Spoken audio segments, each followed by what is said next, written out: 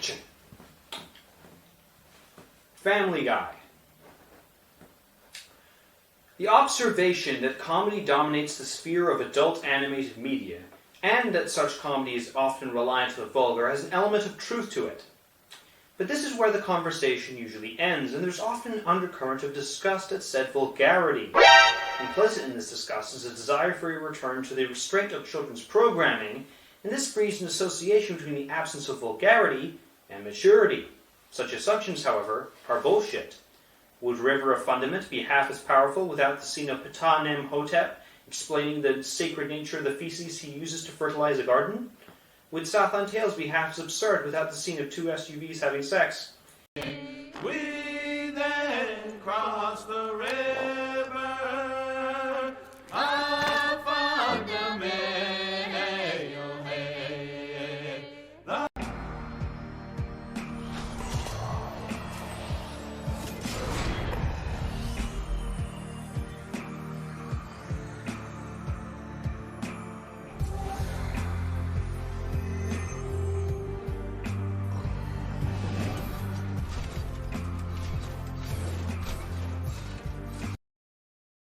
Even something as aesthetically mediocre as Family Guy can inspire interesting conversations.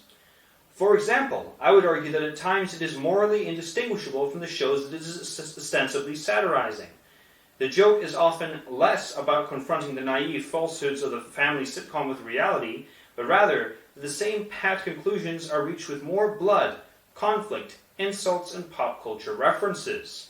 In the hands of a more canny auteur than McFarlane, I think this would have potential to be interesting. The show takes place in a shifting landscape, where the very mechanics of the world can change from scene to scene, as well as episode to episode. In Farmer Guy, Fox pays for Peter Griffin to buy a farm, and yet this seemingly infinite well of money is not mentioned later in the same episode when financial troubles threaten to relieve the Griffins of possession of the land. Meanwhile, in Meg Stinks, Peter funds his adventures by robbing banks. The show thus constantly reinvents the basis of its reality, presenting conflicting accounts not just of minor details, but of things crucial to the show's very functioning. The show also displays a kind of moral hypocrisy or schmaltziness at certain points. Life of Brian glosses over the flaws of Brian Griffin as a character. Another episode has inspirational music play as Joe Swanson condemns a police officer for harassing our heroes, while admitting that he himself knows of and has used the tricks the offending policeman used.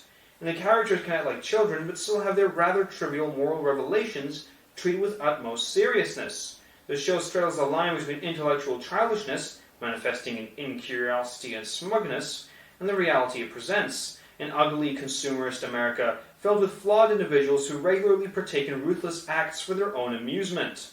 It critiques and it excuses its characters in equal measure, making the critiques feel utterly toothless. How much more interesting would Family Guy be if it had more awareness of the central hypocrisy at the core of its presentation, and so had more of a Brechtian edge?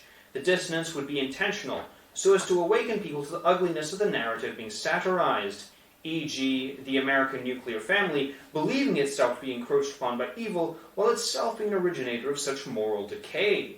Farmer Guy would be an example of such a message, but the episode does not delve enough into the negative consequences of the Griffin's actions to truly utilize the dissonance between the glib presentation and dark subject matter as an aesthetic or critical tool.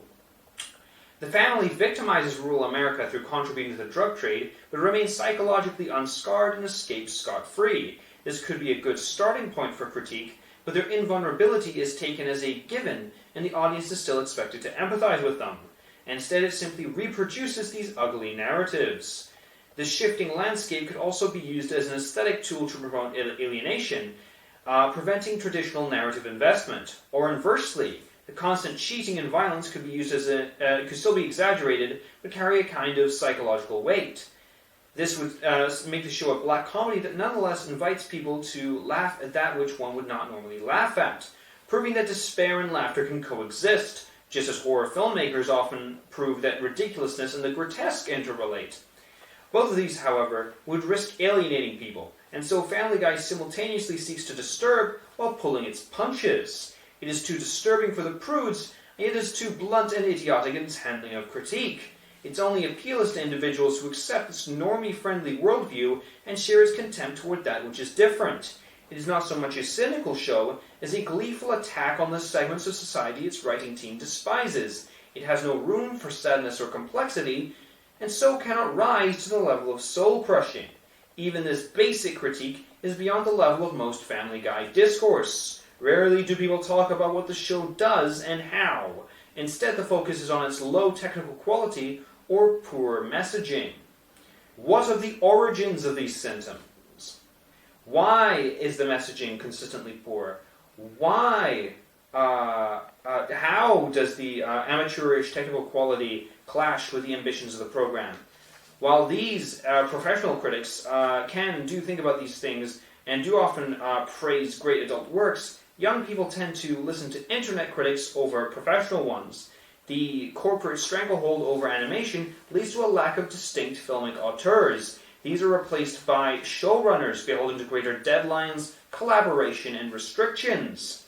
Television is a fundamentally commercial medium, and even the few good television shows are often held back by this. Something like Lone Star's cancellation 2 episodes into its run wouldn't have been possible in the filmic medium. Either the film would be made or it wouldn't. The problem with television isn't simply the commercialism, but the low expectations of the audience and the sheer volume of output. Each show demands far more time than film, and there are many of them.